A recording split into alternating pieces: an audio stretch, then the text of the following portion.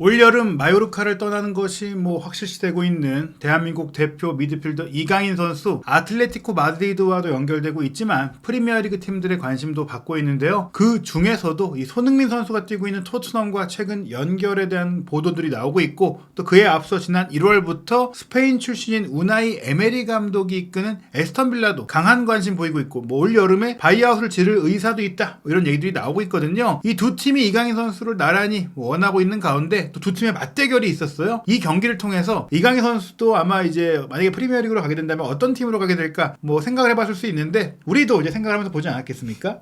그렇다라고 할 수 있겠는데 이번 경기만 놓고 보면은 빌라의 완승이었죠? 예, 사실 경기 내용, 사실 이 경기의 결과를 떠나서 어떤 팀이 또 이강인 선수가 프리미어리그로 간다면 좀 잘 맞을까라는 생각들을 해봤는데, 이 경기를 통해서 좀 어느 정도 현 시점에서는 결론이 나오지 않았나 싶습니다. 맞대결을 통해 토트넘과 빌라의 상황이 또 이강인 선수와 어떻게 좀 맞아 들어갈 수 있을지 하나하나씩 살펴볼 텐데요. 일단 토트넘은 여러모로 좀 이제 많은 팬들이 손흥민 선수도 이제 떠났으면 하는 마음이 있을 정도로, 또 이강인 선수도 토트넘 이적설이 떴을 때 좀 부정적인 팬들의 반응이 좀 있었잖아요. 예, 토트넘 자체가 지금 너무나도 불안정하기 때문인 건데요. 특히 이제 경기 내용 자체도 매 경기 안 좋죠. 사실 그러니까 최근 안 좋게 된 게 많이 이어지고 있는 건데요. 단순히 빌라전만이 아니고요.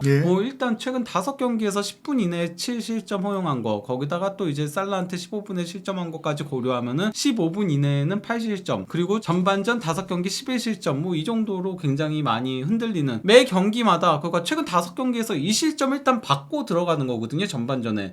그러면은 당연히 매 경기 이기기가 어려운 거죠, 말 그대로. 사실 이제 이강인 선수가 마요르카에서 뛰면서 라리가에서 좀 더 풍부한 창의성을 좀 발휘하고 공격적인 플레이를 많이 하길 바라는 마음으로 이제 올여름에 이적을 추진하는 측면도 있는데, 토트넘에 왔을 때는 더 좀 안정적이지 못한 경기를 하게 되는 거 아니냐.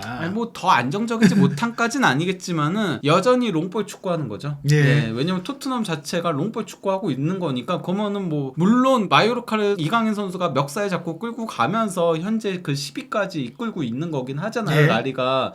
하지만은 이제는 조금 더 편안한 환경에서 그렇죠. 본인의 그런 창의성을 마음껏 발휘하기를 바라는 그런 욕심이 있는 건데, 거기다가 이제는 주도하는 축구에서 본인의 능력을 제대로 발휘하는 모습들을 저희가 보고 싶은 거잖아요. 그렇죠. 근데 그거를 토트넘 가면은 현 시점만 놓고 보면은 반복되지 않을까라는 우려점이 있는 거죠. 게다가 이제 에스턴 빌라 같은 경우에는 또 이강인 선수가 갔을 때 잘 어울릴 만한 모습들을 좀 많이 보였다고 할 수 있겠는데, 기록적으로 봤을 때는 좀 어떤가요?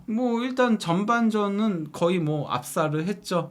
토트넘은 슈팅을 한 번도 때리지 못할 정도, 코너킥도 단 하나도 얻어내지 못할 정도로 말 그대로 두들겨 맞다시피 했고, 도리어 이제 빌라는 물론 슈팅 자체가 많지는 않았어요. 근데 그 슈팅 4번 중에 3번이 빅찬스였거든요. 그 정도로 그러니까 이 팀이 만들어가는 걸 굉장히 잘한다. 근데 다만 조금 더 이제 여기서 찔러줄 수 있는 선수가 있다면은, 그러면은 이게 조금 더 풍부해질 수 있는 거죠.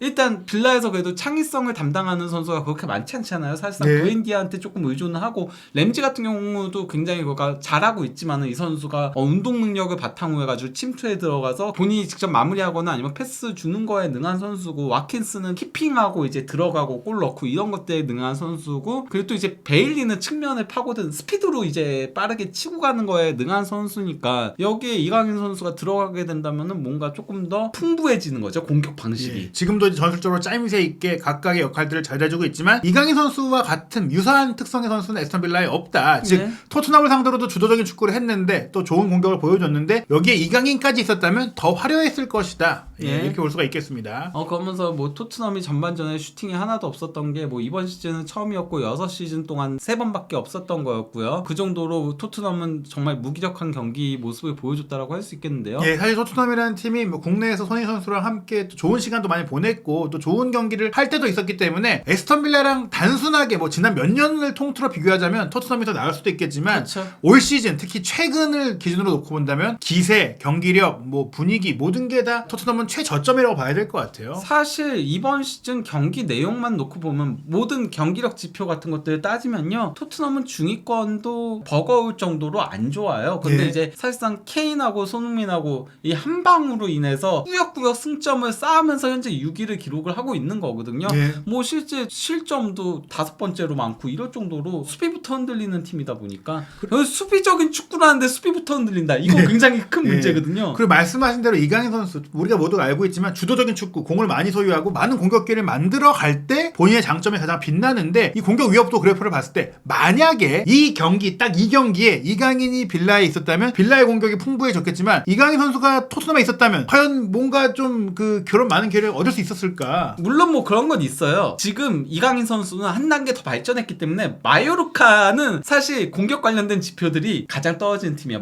마요르카도 11을 할 팀이 아니에요. 마요르카도 지표들만 놓고 보면은 거의 강등권 가 있어야 되거든요. 그렇죠. 하지만은 이강인의 그런 창의적인 플레이들로 그리고 무리키가 어떻게든 꾸역꾸역 넣고 그리고 라이코비치가 미친 선방을 하면서 약간 토트넘이랑 비슷한 면이 있어요. 손케가 뭐 어떻게든 골 넣고. 그렇죠. 약간 좀 비슷한 유형이니까 이강인이 가면은 토트넘한테는 도움이 될 거예요. 근데 저희가 마요르카에서 더 이상 이렇게 고생하는 모습 보고 싶지 않은 건데 우리가 이제 유럽 빅리그에서 뛰는 우리 선수가 더 뛰어난 선수들과 함께 시너지를 이루면서 좀 더 잘하고 더 발전하길 바라는 거잖아요. 그럼 바로 나폴리에서의 김민재 선수 그렇죠. 같은 그런 모습을 보고 싶은 건데 이렇게 되면은 물론 마요르카보다 조금 더 업그레이드된 마요르카 그렇죠. 심지어 만약에 케인이 떠난다면 그러면 이제 마요르카입니다. 마요르카랑 되는 거예요. 그러면은 손흥민, 이강인 둘 마요르카 되는 겁니다. 그럼 대표팀에서 또 충분해요. 그런 정도 보는 거는 이게 어렵기 때문에 이 위협도 그래프를 봤을 때 토트넘은 거의 기회를 못 만든 축구를 했다.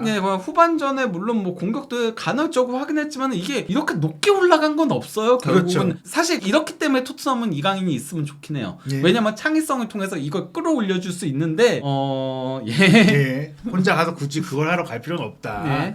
그리고 이제 하이 턴오버 결국 이제 저는 이 경기는 압박 싸움에서 토트넘이 밀린 게 컸다라고 생각을 하거든요. 이렇게 그 경기 내용 자체가 밀린 거는 압박에서 에스턴 빌라가 압살하면서 그냥 상대를 밀어붙였어요. 반면 이제 토트넘 밀려나가지고 아무것도 못하게 되는 상황이었는데요. 하이 턴오버가 이제 공격 진영에서 상대의 실수 유발해가지고 이제 공격을 가져가는 걸 얘기를 하는 거잖아요. 에스턴 빌라가 8회 얻어내는 동안 토트넘은 2회밖에 없었습니다. 그리고 슈팅으로 연결된 게 뭐 양 팀 다 하나긴 했지만 전반적으로 에스턴 빌라의 압박 조직력이 훨씬 좋고 훨씬 더 라인이 높은 축구를 했다. 에스턴 빌라가 왜냐면은 최대한 만들어가려고 했어서 슈팅 자체는 많지 않았잖아요. 8회였잖아요. 근데 여기에 이강인 선수가 있다? 그러면 바로 이제 찔러주는 패스가 나오는 거죠. 여기서 뺏어서. 결국 이강인 선수가 들어갈 경우 에스턴 빌라는 훨씬 더 많은 공격 슈팅을 만들어낼 수 있을 것이다. 당연히 이제 볼 경합 그래프에서도 빌라 선수들이 거의 상위권을 장악을 하고 있거든요. 에메르송 로얄 장기 부상에서 돌아온 로얄이 조금 고군분투를 한 거죠. 그리고 이제 우리가 또 한국 선수들이 유럽에 진출할 때 기대하는 게 또 명장들과 함께하면서 좀 성장하는 또 발전하고 배우는 뭐 스팔레티 감독이 김민재 선수를 또 더 발전시킨 것 같은 그런 것들을 좀 원하는 부분이 있는데 이 현 시점에서 에스턴 빌라와 토트넘을 놓고 본다면 역시 에메리 감독 쪽으로 좀 기울지 않느냐. 거기다가 이제 이 경기에서 얼마나 빌라가 그러니까 라인에 높게 올라가면서 라인 컨트롤을 얼마나 잘했는지를 확인할 수 있는 지표인 건데요. 전반전에만 옵사이드를 5번을 유도해냈습니다. 토트넘이 5번의 옵사이드 반칙을 범한 거죠. 거기다가 이제 후반전에도 전체는 그러니까 9개를 이제 옵사이드 반칙을 유도를 해낸 건데요. 그러니까 메이슨 감독이 끝나고 나서 기자회견에서 우리는 상대의 높은 라인을 그러니까 파고들고 싶어했다. 그 모습을 극대화해서 활용하고 싶어했다. 하지만은 타이밍이 맞지 않았다라고 얘기를 하면서 대체 얼마나 많은 옵사이드에 걸렸는지 모르겠다라고 이제 얘기를 한 건데요. 사실 뭐 결정적인 기회들이 다 옵사이드에 걸리면서 무산됐고 특히 손흥민 선수도 많이 걸렸던 부분들이 있는데 이게 뭐 메이슨 감독이 말한 것처럼 왠지 모르겠다라고 얘기를 하는데 에메리 감독이 그만큼 토트넘의 패턴을 잘 파악하고 대응하고 또 훈련한 거 아닙니까? 이게 감독의 효과 아니겠습니까? 거기다가 라인을 굉장히 극단적으로 하프라인까지 올린 거죠. 마치 나폴리 같은 느낌이 조금 가끔 나오기도 했었는데 이런 그 라인을 높이고 적극적으로 상대적에서 하는 축구를 우리가 이강인 선수가 하기를 또 바라는 거예요. 그리고 이제 손흥민 선수의 골대 맞춘 슈팅 역시도 거의 하프라인까지 올라와 있었잖아요. 상대 선수들이. 그러다 보니까 이게 그 옵사이드에 걸린 그 맵인 건데요. 왼쪽이 이제 전반전이고 오른쪽이 후반전인데 전반전 보시면 막 손흥민 선수 라인에 걸쳐 있죠. 라인에 걸쳐 있는데 저기서 옵사이드에 걸릴 정도로 라인을 극단적으로 끌어올린 거거든요. 거기다가 또 심지어 빌라 선수들이 그렇다고 해서 라인에 다 넘어가면은 그건 옵사이드가 아니게 되는 거거든요. 그러니까 그걸 굉장히 컨트롤을 잘했고 그리고 또 이제 저기 클룹세스키가 옵사이드 라인에 걸리는 저기서도 저 지점에서도 컨트롤을 했다는 거거든요. 이게 훈련을 통해 나온 것이고 감독의 역량이 드러난 것이다라고 봐야 되고요. 그나마 이제 1실점을 허용한 게 이제 케인이 페널티킥을 획득해가지고 그래서 이제 허용을 하게 된 건데 이것도 정말 아슬아슬했어요.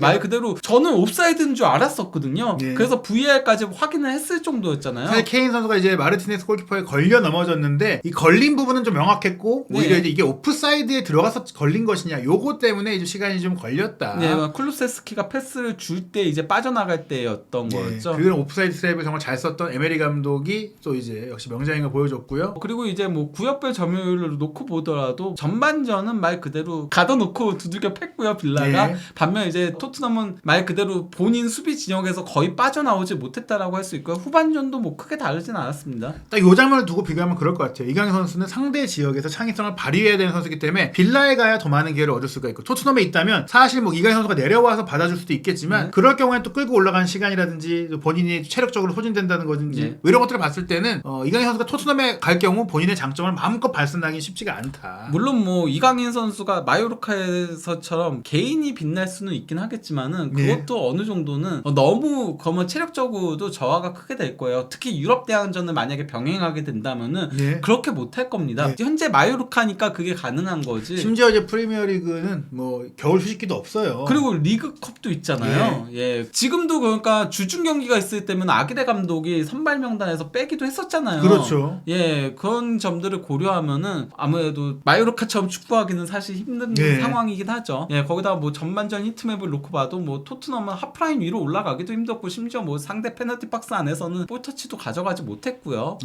반면 이제 빌라는 압도를 한 거고요. 그리고 이제 평균 위치도 전반전 평균 위치 놓고 보면은 뭐 토트넘은 딱 그 손흥민 선수 한 명만 하프라인을 살짝 넘었고 나머지는 다 하프라인 밑이나 아니면 케인이 하프라인에 걸쳐 있고 반면에 빌라는 다 올라가 있고 또 이제 이 풀타임을 놓고 보더라도 토트넘은 대형이 무너진 게 딱 보이죠. 4-4-2 포메이션 이게 맞나요? 질 수 없는 경기를 했고 또 이제 우왕좌왕한 주도하지 못한 축구를 한 거예요. 반면에 빌라는 딱 4-4-2가 보이잖아요.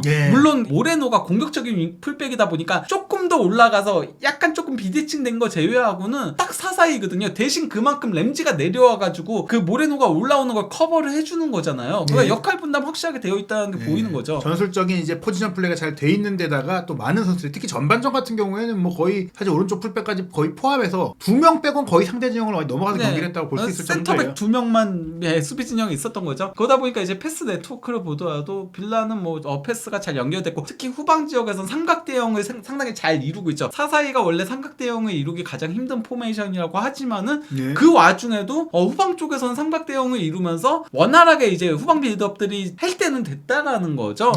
반면에 이제 토트넘은 이게 뭔가요? 패스 그냥 이제 랑글레한테 주고 랑글레가 뭐 호이비안한테 주거나 로메로한테 주고 그리고 뭐 이제 측면으로 빼거나 거의 뭐 사실 그 없어요. 뭐가 그냥 사실상 파이브백이 그냥 주고받고 이거 받은 거죠. 그러니까 빌라의 압박에 밀려가지고 계속 후방에서 주고받는 장면들만 나왔었거든요. 빌드업이 없었다.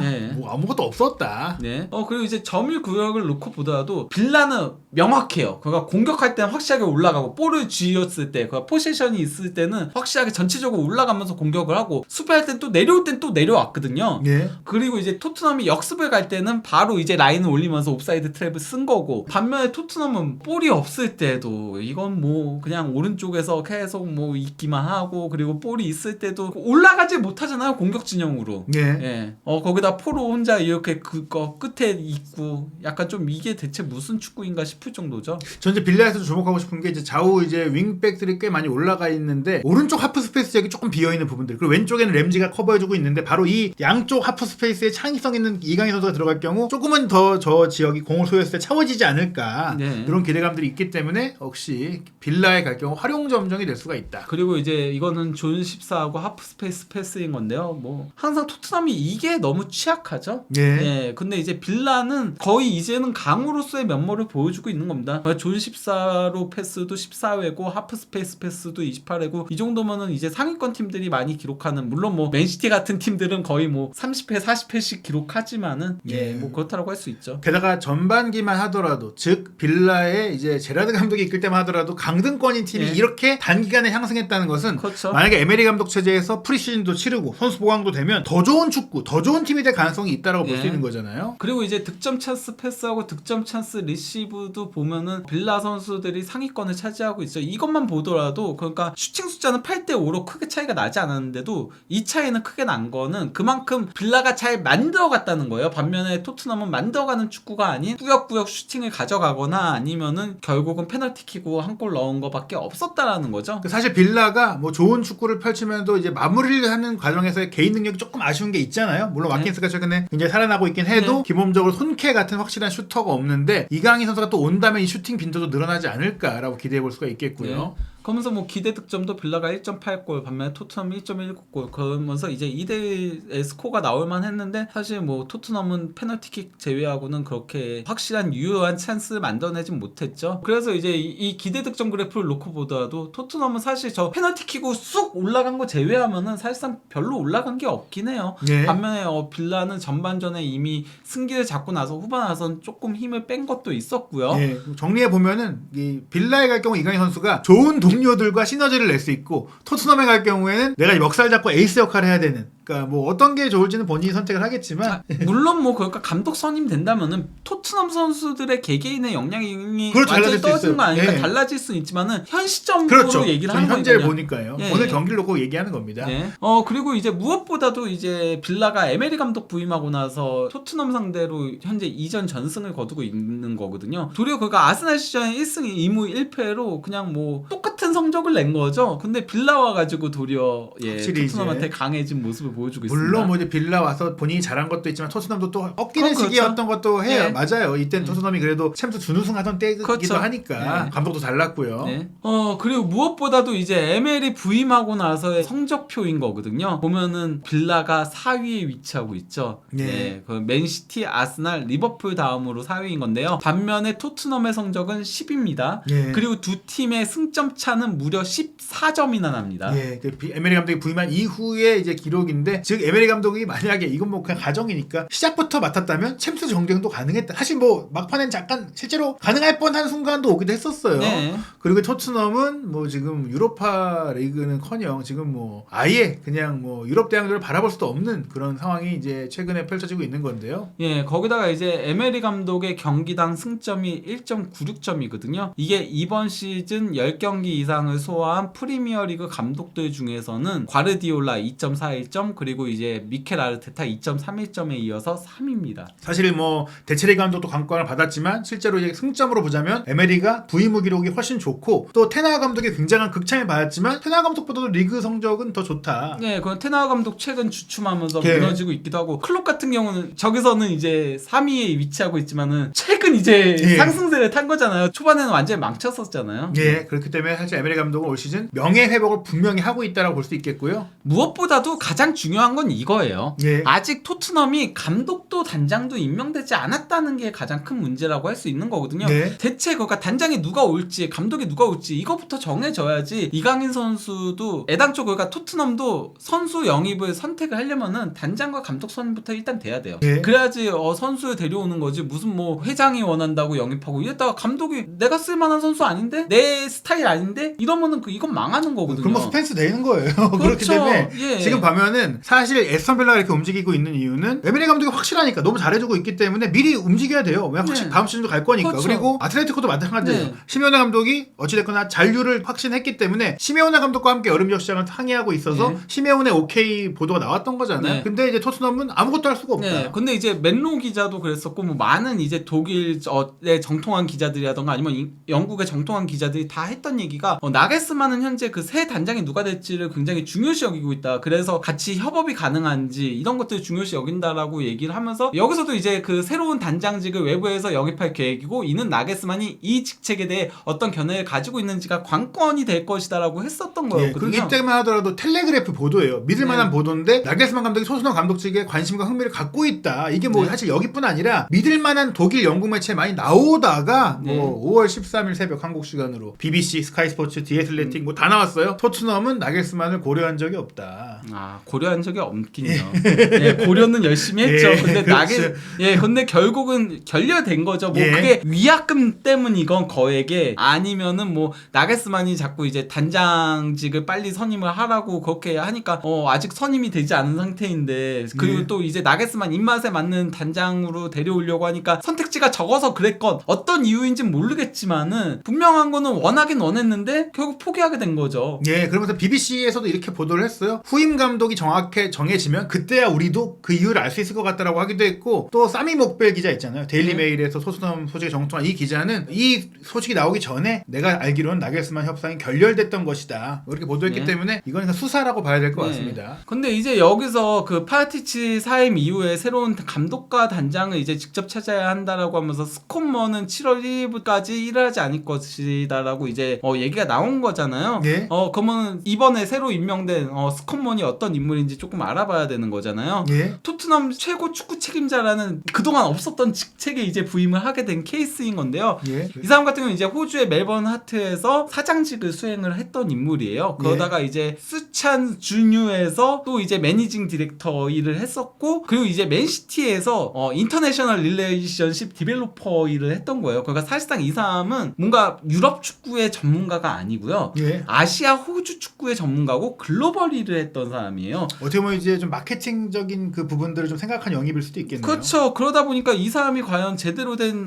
단장을 데려올 수 있는 그런 네트워크가 유럽 쪽에 있을지에 대한 의구심은 좀 있을 수밖에 없는 거죠. 일단 레비 회장은 자신이 갖고 있던 권한을 새로운 풋볼 매니징 디렉터, 그리고 지금 선임한 스콧먼 축구 책임자에게 나눠주는 그런 형국이고, 디렉터를 찾는 일도 내가 좀 주도적하기보다는 스콧먼과 함께 조금 하려는 것 같은 의미도 있는 것 같아요. 그런데 문제는 그러니까 스콧먼이 그러니까 뭐 구단 운영이라던가 그리고 이제 글로벌 관계들 같은 것들을 조금 더 이제 향상시키는 데 있어서의 도움은 될지 모르겠지만요. 그리고 글로벌 네트워크를 강화하는 데는. 근데 이제 스콧먼한테 새 단장 구하는 일을 맡겼다라고 이제 맨로 기자가 얘기를 했는데 그걸 할 수 있냐라는 거에 대한 의구심이 있다는 거죠. 네, 분명히 뭐 접촉은 하고 할 수 있겠지만 설득이라든지 뭐 비주얼 얘기하든지 이런 부분에 얼마나 잘 아느냐. 그렇죠. 예. 뛰어난 단장들을 얼마나 잘 아느냐에 대한 그런 것도 있죠. 최근 뭐 일부 이름들이 오갔고 또 괜찮은 이름들이 오가긴 했지만 그게 어느 정도 밀도 있는 소식인지 좀 지켜봐야 될 것 같은데, 결국 중요한 건 토트넘은 일단은 축구 디렉터와 이제 감독을 선임해야 된다.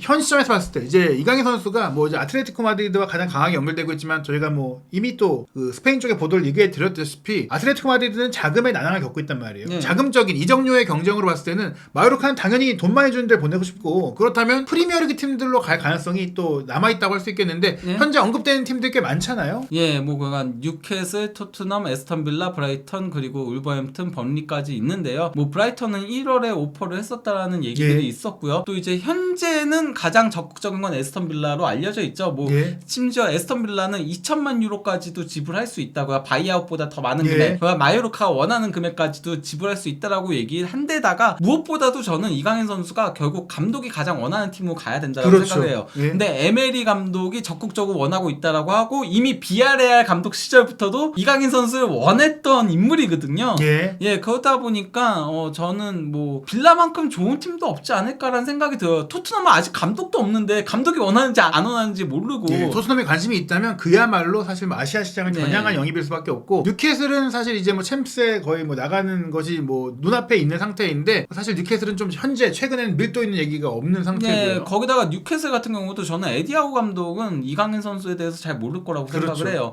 아무래도 사우디 쪽에서 원하는 영입에 더 가깝다라고 보이는 데다가 뉴캐슬은 챔피언스리그에 나가게 된다면은 조금 더 위를 바라볼 가능성도 있고요. 근데 이제 브라이턴 같은 경우도 NC소가 급작스럽게 최근에 기대 이상으로 빡 떠버리면서 이강인이 아주 급한 영입까지는 되지 않은 상황처럼 보이기도 하고요. 게다가 이제 유럽 대항전 진출 경쟁에서 에버턴전 참패로 인해 조금 아슬아슬해졌어요. 만약에 빌라와 브라이튼 중에 한 팀이 유럽 대항전에 못 나가게 된다면 이강인 선수 입장에서는 나가게 될 팀을 좀 더 선택할 가능성이 있지 않을까. 거기다가 울버햄튼하고 번리는 위의 팀들과 비교했을 때는 조금 이제 명함을 내밀기가 조금 그렇죠. 그렇기 때문에 뭐 현재로서는 뭐 이제 아스턴 빌라가 좀 가장 이강인 선수에게 좀 추천할 만한 팀이 아니겠느냐라고 볼 수 있을 것 같습니다. 다만 이제 이 상황들이 아직 시즌이 안 끝났고 팀들의 이적 시장 계획이라든지 또 다양한 또 연쇄 이동 가능성까지 고려한다면 많은 변수가 남아 있는데요. 거기다가 저는 아직까지도 그래도 토트넘이 유럽 대항전은 나갈 가능성이 높다라고 보고 있는 입장이긴 하거든요.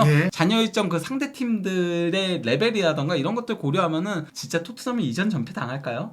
뭐 지켜봐야 될 것 같은데 일단 제가 미겔 앙헬 디아스 기자와 연결했을 때 그 얘기했어요. 토트넘이 관심이 있는 있는데 뛰어들더라도 나중에 뛰어들 것이다. 그렇죠. 감독과 단장이 확정될 때. 그러면 그게 되기 전에 아틀레티코는 움직여야 한다라고 얘기를 했었거든요. 그렇죠, 예. 이제 아틀레티코가 그 전까지 이제 자금 상황을 어떻게 좀 개선해서 이강인 선수한테 적절한 오퍼를 할 수 있을지, 아니면 뭐 이제 그게 실패하고 여름 이적 시장이 다 오픈됐을 때 열린 경쟁이 펼쳐질지.